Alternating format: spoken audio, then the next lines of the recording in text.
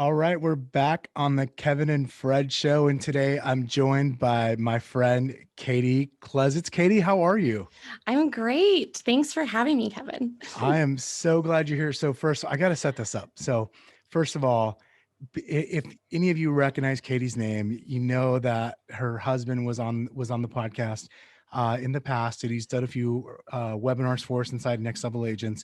He's become a really good friend of mine. But I've sort of known Katie longer, although I also kind of know Frank longer. There's a story to You, that. So you knew us separately. separately, yeah. So for those of you who don't know, like I just want to tell this part of the story, and then we're gonna get into your part of the podcast, Katie. Perfect. So Katie is originally from the Phoenix area as well, where I am, and involved in real estate probably your whole life, right? Because your parents have been in real estate probably since before you were born, I'm guessing. Yeah, my dad actually got his real estate license when he was 18, but it's kind of just in my blood.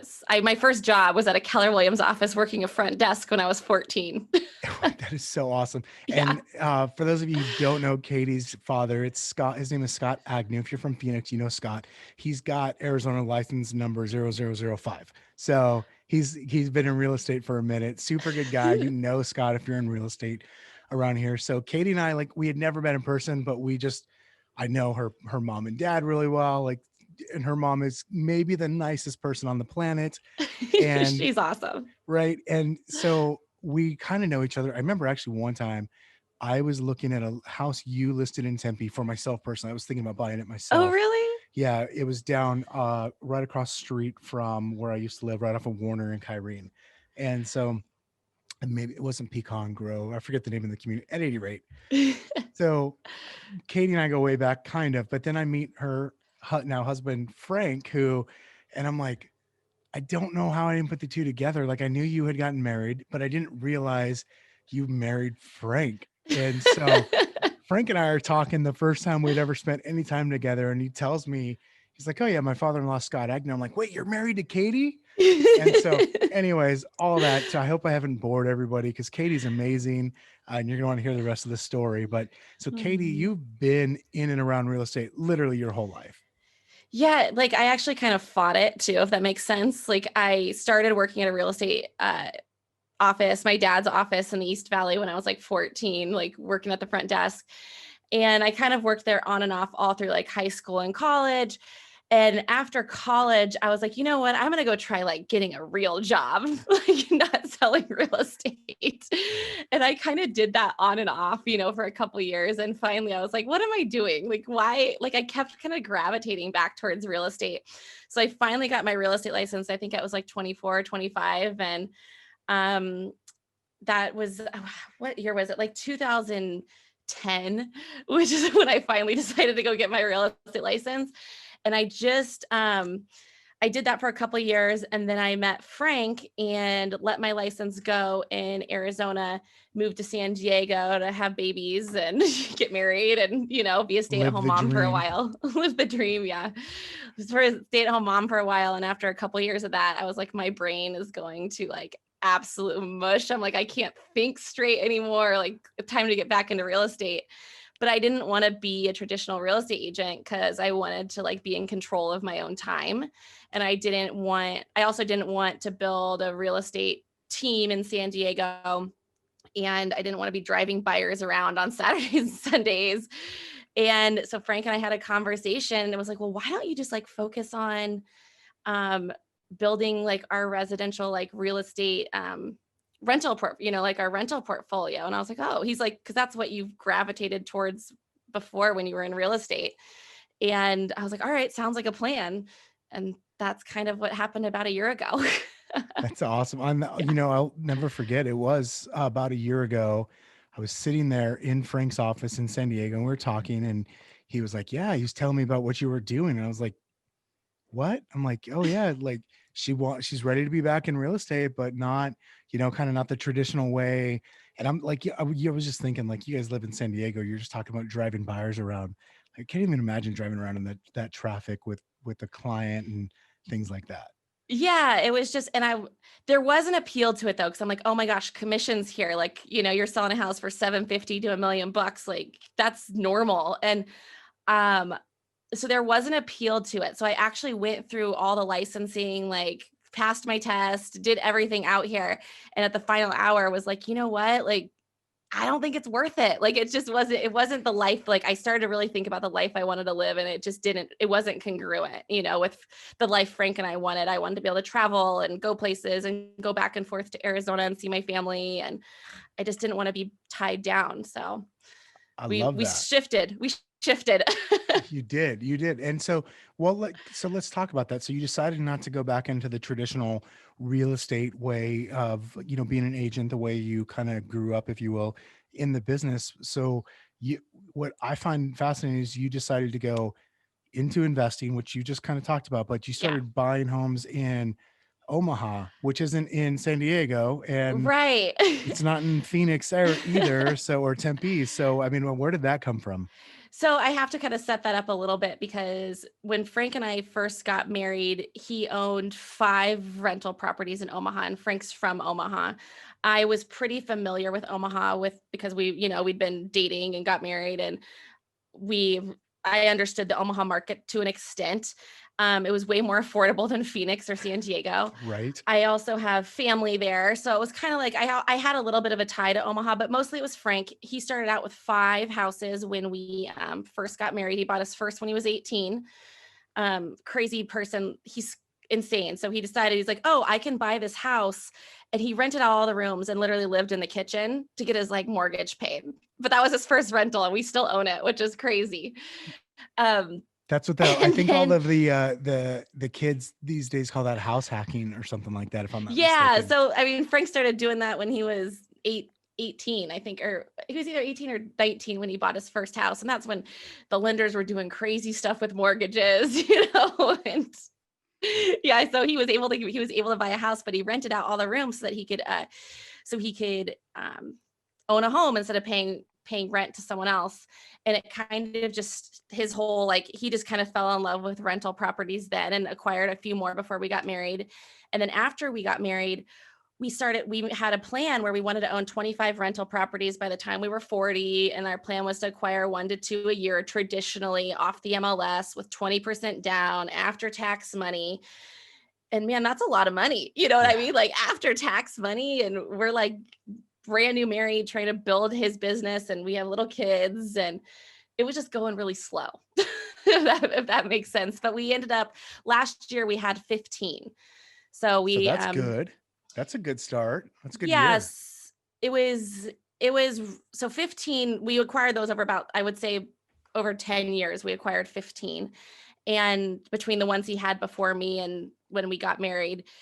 And I'm so grateful we did that, because of those 15, we had an LLC that had track record as landlords and property managers. And we were making enough money in our little LLC with these houses. So it gave us some validity when we wanted to exponentially grow, if that makes sense. Yeah, that makes total Mm-hmm. sense. As soon as you said that, I realized like, oh, okay, I get it now. Mm-hmm. That's part of the bigger plan. So, okay, so tell me then, like then what you start buying homes. You've got a track record now in this LLC. What happens next for you? So, well, what happened is we were having a conversation with one of our friends. He's like, "Oh yeah, I'm buying all these investment properties. About 100 last year." And we're like, "Wait, what? How did you do that?" Because we knew that financially we were kind of in the same position. We're just like, "Oh my gosh, how in the hell is he buying 100 houses a year?" And we're like trying to buy 2, maybe 3. And how, like, we can do this. So he started talking to us about the Burr strategy. And for someone, like, we've been in real estate, we've been around it, but this was like a whole new concept. Like, I just didn't realize how simple it was, if that makes sense. So Burr is like, basically you buy a house, you renovate it, you rent it, you refinance, and repeat. And the key there is buying this house 70% below market value, or ARV, what it would be worth after you get it rented. Right. after you get it renovated and rented and stuff. So that way you've got that way. So, and I'm definitely no specialist, but so that way, when you buy it at 70% of the ARV, you've got the money in there to renovate it, get it rented out, refinance it. And then now you've got the money to go repeat, right? Yeah, well, you have built-in equity. So you find a bank that will refinance the house for you. And instead of having to come to the bank with 20% down, they look at that 20% equity that you built into the house as kind of your 20% down payment. And I mean, all the banks are a little different. Sometimes they range between 70 and 80%, but that's for a whole nother a whole nother lesson, podcast, webinar. I could spend weeks talking I about was gonna how to say that might be navigate like a couple those. day workshop, actually. Yes. But the concept is you have the built-in equity that you can then use to refinance. So the idea is to basically be out of pocket $0, or sometimes you get a couple $1,000s back, or sometimes you have to come to close with a couple $1,000. But for us, instead of having $20,000 or $30,000 down on a house to purchase it conventionally, we're able to maybe come out of pocket $2,000 or $3,000 per house, or sometimes we get money back depending on how our appraisals come back with the banks. That's awesome. Yeah. So I'm gonna thank you for like kind of slowing down and sharing that part with us. Yeah. One of the things I want to make sure we talk about, and maybe I should do this. So fast forward me to today. Give me an idea, like how many rental properties do you guys have do you have in your portfolio right now? So I have over, like, I think 52 in Omaha. Whoa. Yeah, and that's just in a year with COVID. We didn't buy anything for like 6 months, which is crazy. And then I have a partner in Waco, where we basically partnered up, and in Waco, we've purchased 28 properties in the last like 5 months. Okay, that's huge. And here's where the story really starts to open up. Like not necessarily just the partner in Waco, but what I've gotten from this is you guys and granted, I know a lot more because I know you and Frank well and get to talk to you guys regularly. So I'm gonna fast forward a little bit for the listener now. Yeah. One of the things is you've been able to build a team. Like this isn't like you're just sitting there cold calling Oh God, I hate cold people, calling. right? This isn't how you do it. Like you've actually been able to take what you know on how to identify properties and then kind of build a team and a process around it. Correct. So my full-time job is basically meetings, especially since I'm doing this remotely. Um, because it's an affordable market. Like there's no way I could be doing this at the scale I'm doing it in San Diego or even Phoenix, which are kind of like coastal, I'd consider those like Yeah. coastal markets. So it just really works in these Midwest markets. And we've built a team. I have callers in the Philippines that answer all my inbound calls and put everything into a CRM. And we use Zoho as a CRM that we kind of have built out for ourselves, because these leads are expensive and we don't want to lose them. You know what I mean? So having that CRM to follow up, just like in a traditional Yeah. real estate business, like we can nurture these people for 6 months to a year before they finally decide they want to sell us their house. And it's a very long-term play for us. This is not like, hey, I get a call and I go out there and I buy their house. There's a lot more to it. But and then I have a transaction coordinator, a project manager, and then I have people on the ground that go out to these houses and get video for me and meet with the sellers and present an offer like on my behalf. And they're employees of ours.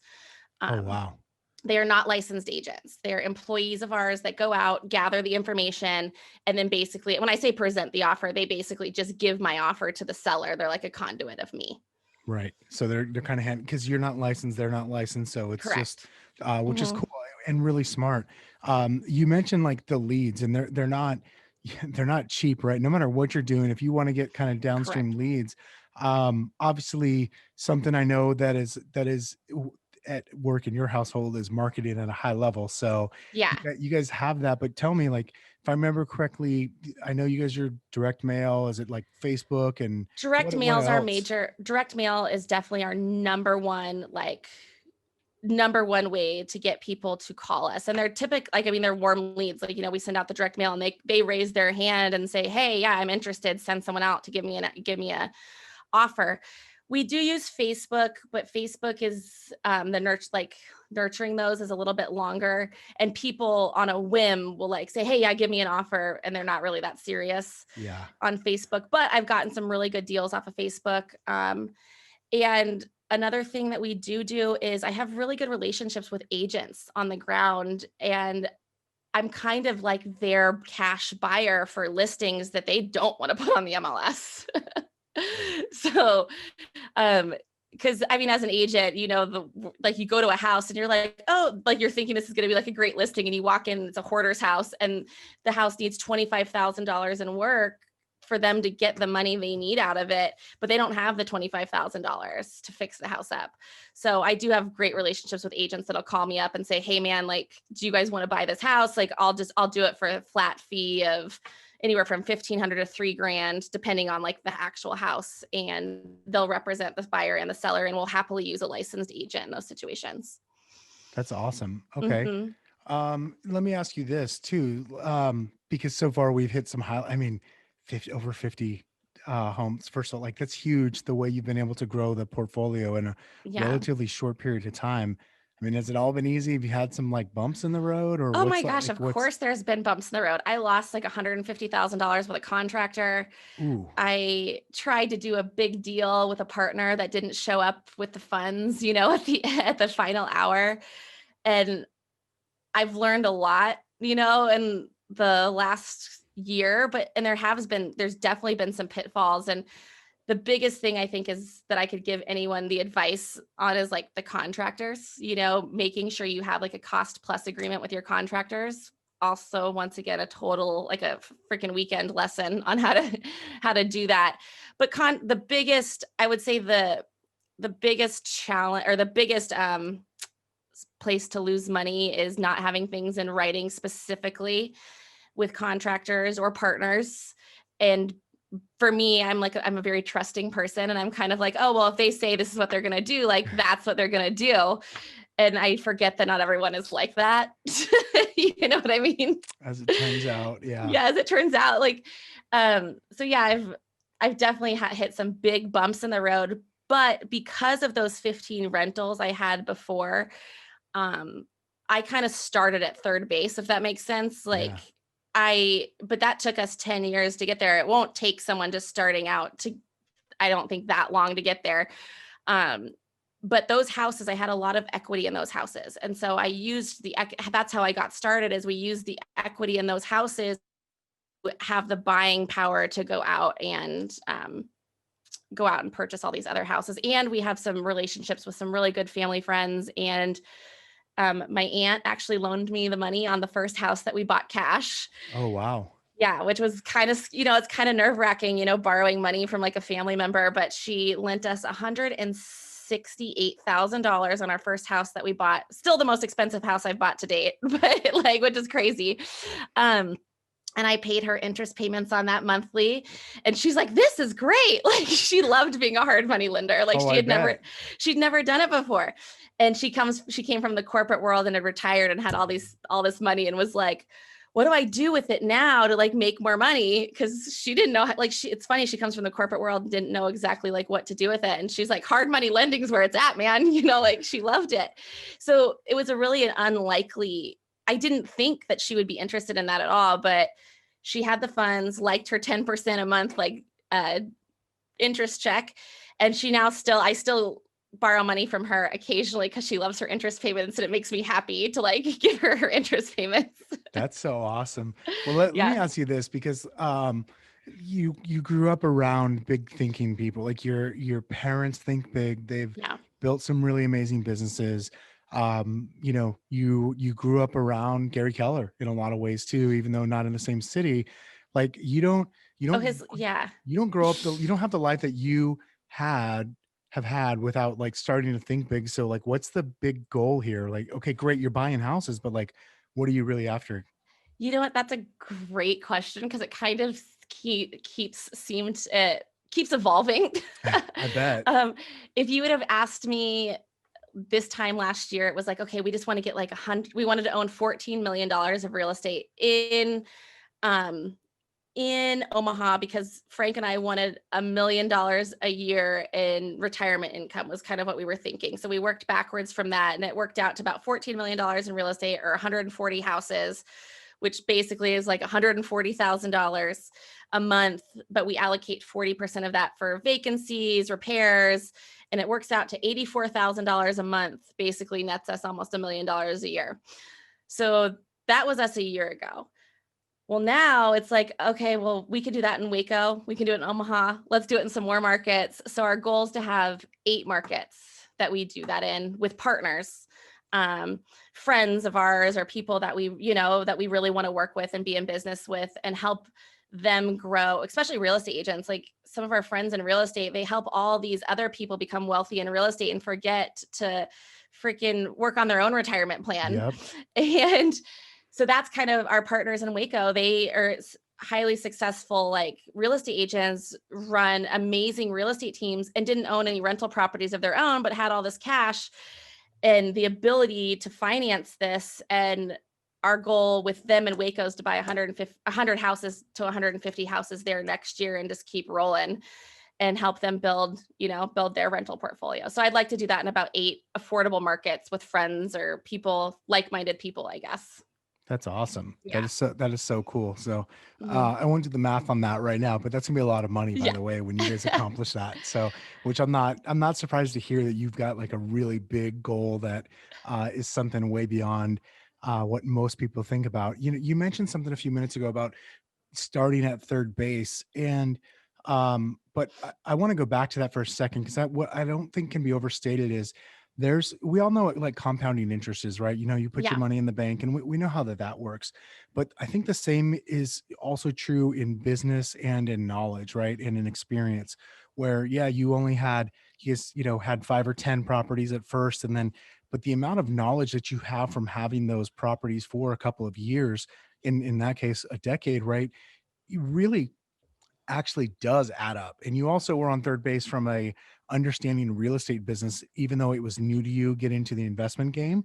And I think that Oh yeah, I wish I people, would have had a degree in banking before I did this. right? Well, you I have one mean, now. yeah, you basic basically. you basically have one now. But I think what happens is people go, they hear the end of your story where you're at, of like, hey, cool, it was going to be 140 homes in Omaha, but now it's like, now we're going to do that in 8 different markets. And they want to fast forward to that part, but they overlook the fact of, once you get the first property and then the second property, and maybe even the first 5 after a couple of years, you're Yeah, actually way on your way. And Fred and I were talking about this in a business 100%. that we own together, is like, you know, let's just use money, because we all like to make money on some level. It's at least part of the goal, right?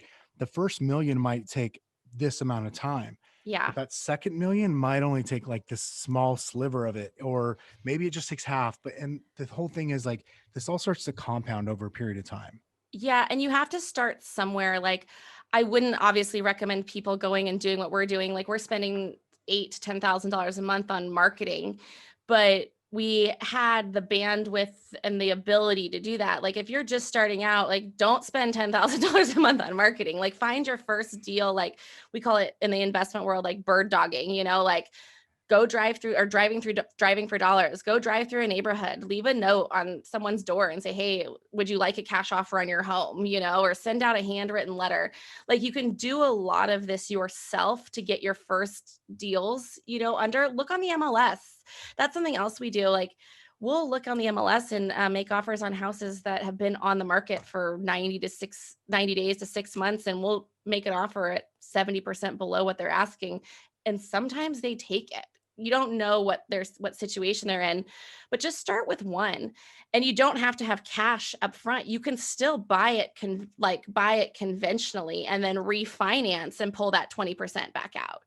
So there's lots of ways to go about it. Get a home equity line of credit to buy your first one, if you own your home, but just start with one.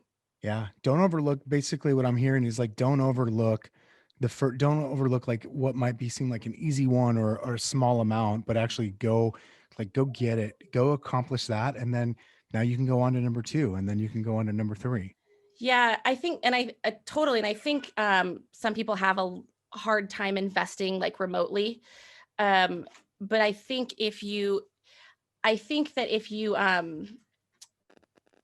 you can either like invest, you can still invest in your market. Like for example, like my parents would prefer buying houses in 85284 in Tempe for their rentals because they're close and that's what they're comfortable with.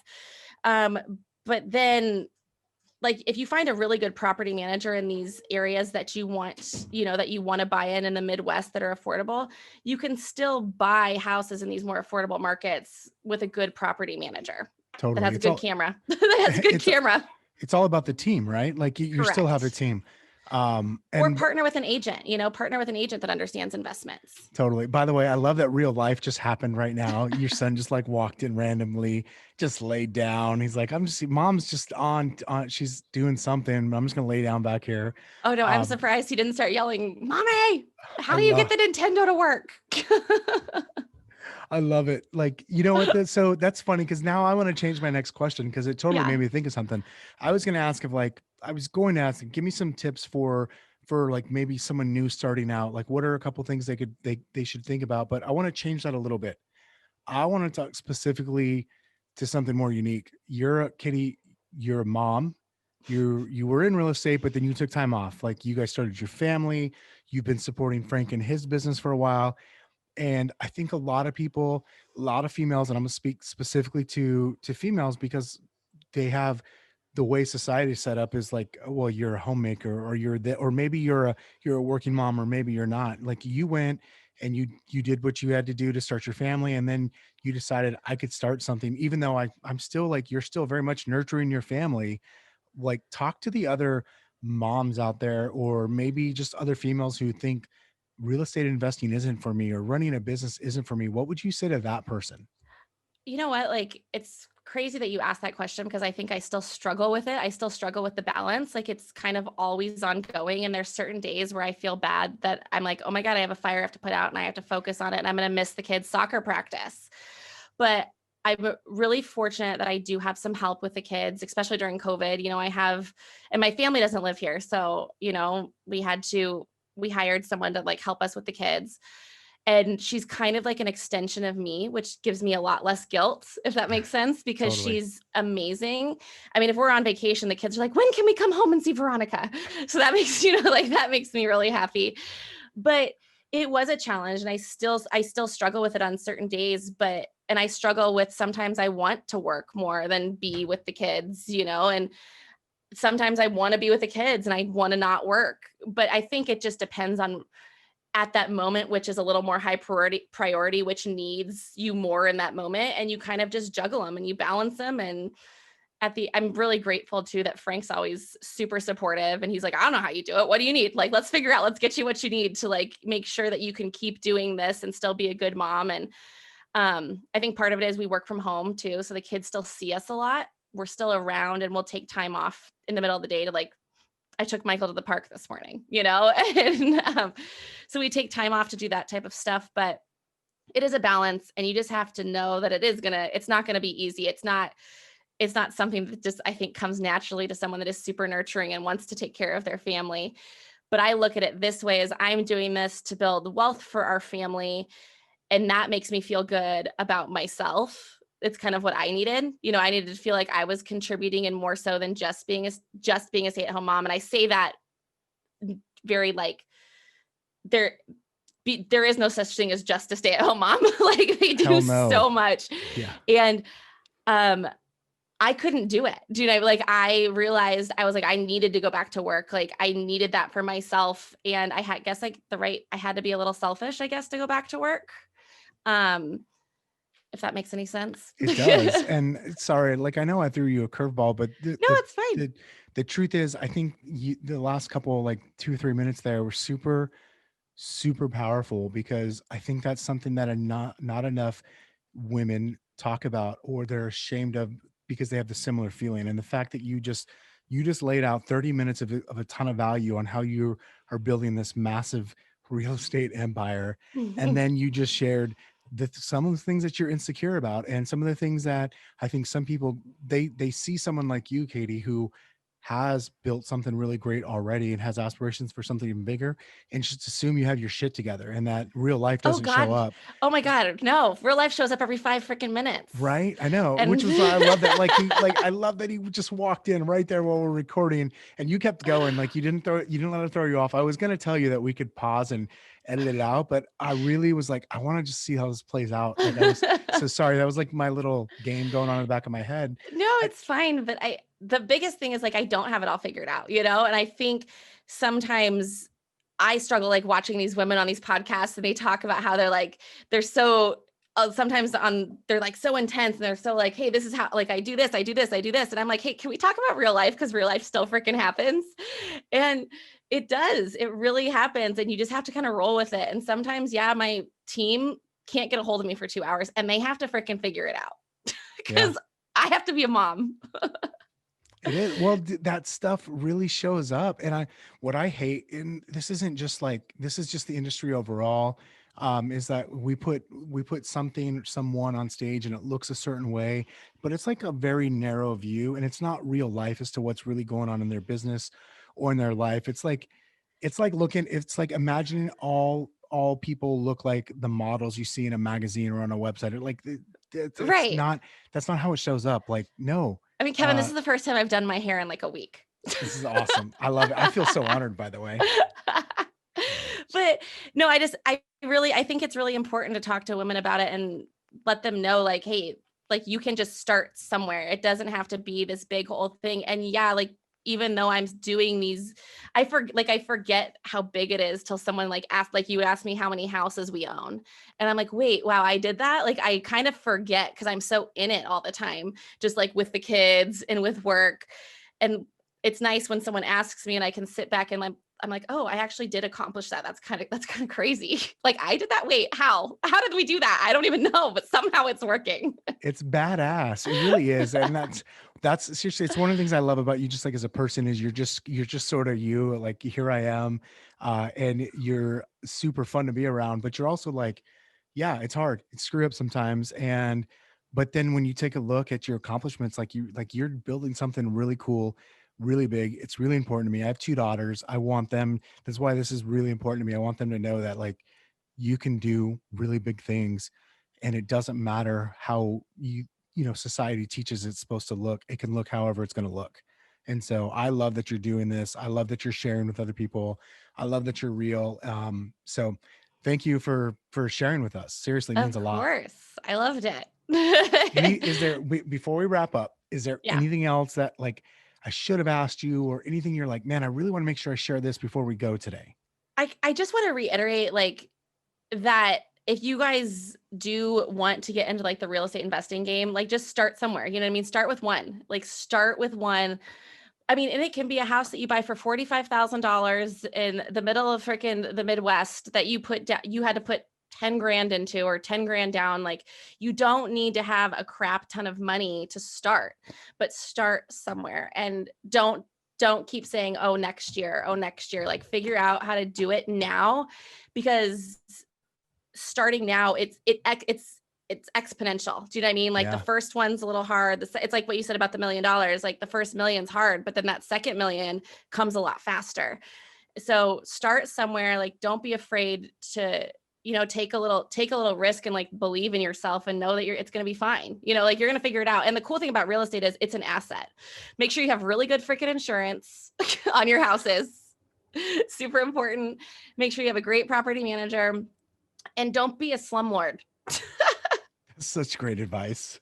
Like, don't be a slumlord. Like, something we do with all of our houses is we typically rent them about $100 below market. We get incredibly good tenants. We fix anything that breaks, and our tenants never leave. So I never have vacancies. And then they refer all of their friends. Imagine that. Like, yeah. So Take care of people, be good to them, and it yeah, comes be good back. to them.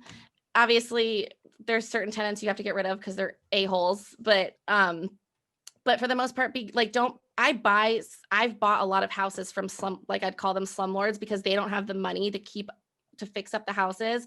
And those are kind of my favorite because the tenants are so grateful. They're like, oh my God, I have someone that's going to fix my AC. Oh my God, I don't have a hole in my roof now. I'm like, I can't believe you were living like this.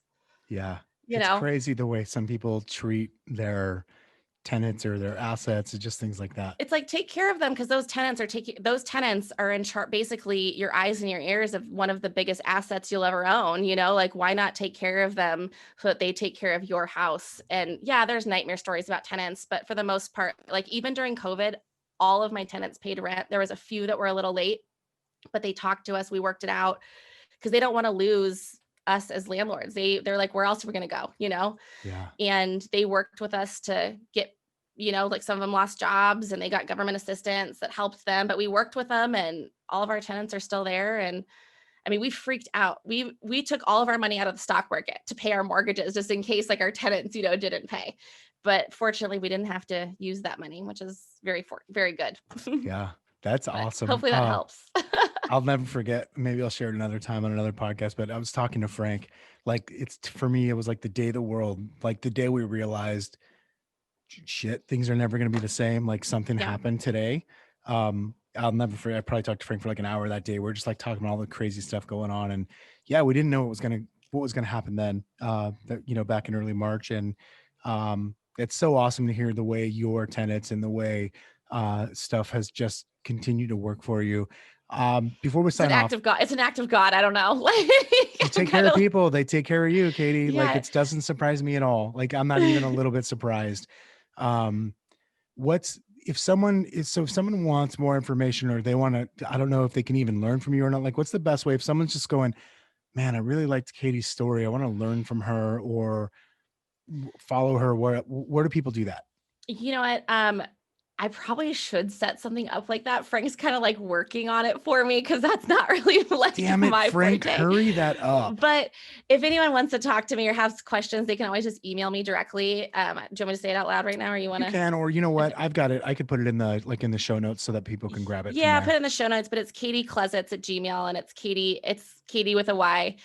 And go ahead, email me questions. I'll get back to you as soon as I can at some point in time. But I have no problem talking to people about this stuff. And I love talking to agents, especially in markets where they're affordable, and possibly going into those markets and learning about, just learning kind of where they're at and what they're doing. So maybe if maybe there's someone out there listening that'll become a future partner one day. That would be awesome. Yeah, no, that'd be freaking awesome. I would love that. So we have 2 partnerships right now in the works, and one is in like Fort Hood, Killeen, Temple area of Texas, and the next one like Oklahoma City and Tulsa. So I'm really excited about those ones.